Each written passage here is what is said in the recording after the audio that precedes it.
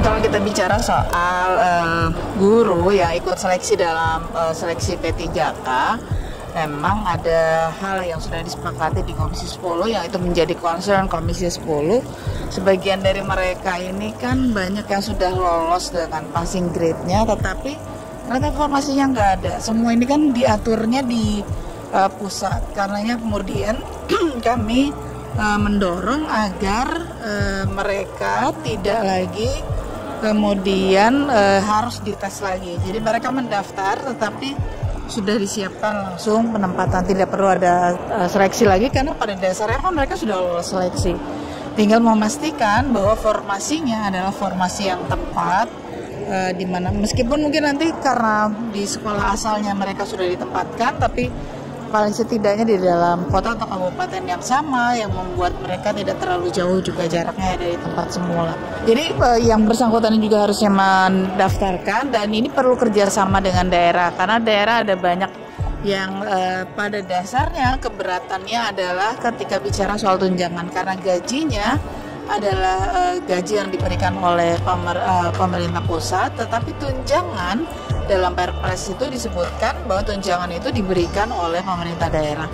Komplainnya pemerintah daerah adalah karena menurut pemerintah pusat uangnya semua udah dikasih, uang semua dikasih, tapi masuk ke dalam DAU, dana alokasi umum.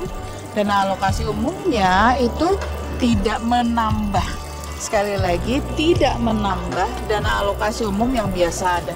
Bahkan ada yang menjadi defisit. Karenanya daerah kemudian menjadi kesulitan.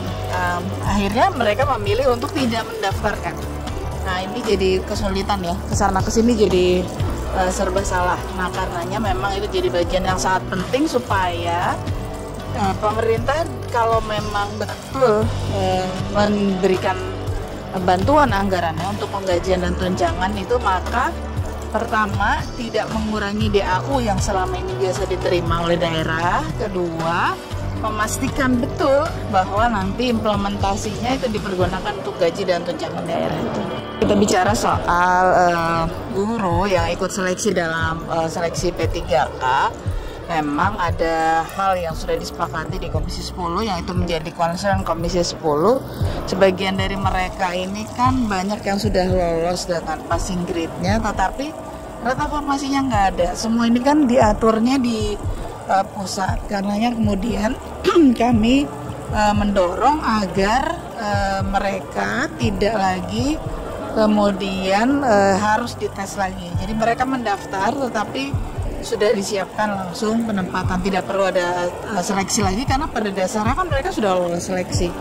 Tinggal memastikan bahwa formasinya adalah formasi yang tepat, di mana meskipun mungkin nanti karena di sekolah asalnya mereka sudah ditempatkan, tapi paling setidaknya di dalam kota atau kabupaten yang sama yang membuat mereka tidak terlalu jauh juga jaraknya dari tempat semula. Jadi yang bersangkutan juga harusnya mendaftarkan, dan ini perlu kerjasama dengan daerah karena daerah ada banyak yang pada dasarnya keberatannya adalah ketika bicara soal tunjangan karena gajinya adalah gaji yang diberikan oleh pemerintah pusat, tetapi tunjangan dalam Perpres itu disebutkan bahwa tunjangan itu diberikan oleh pemerintah daerah. Komplainnya pemerintah daerah adalah karena menurut pemerintah pusat uangnya semua udah dikasih, uang semua dikasih, tapi masuk ke dalam DAU, dana alokasi umum. Dana alokasi umumnya itu tidak menambah, sekali lagi tidak menambah dana alokasi umum yang biasa ada. Bahkan ada yang menjadi defisit. Karenanya daerah kemudian menjadi kesulitan. Akhirnya mereka memilih untuk tidak mendaftarkan. Nah ini jadi kesulitan ya, kesana kesini jadi serba salah. Nah karenanya memang itu jadi bagian yang sangat penting supaya pemerintah kalau memang betul memberikan bantuan anggarannya untuk penggajian dan tunjangan itu, maka pertama tidak mengurangi DAU yang selama ini biasa diterima oleh daerah. Kedua, memastikan betul bahwa nanti implementasinya itu dipergunakan untuk gaji dan tunjangan daerah.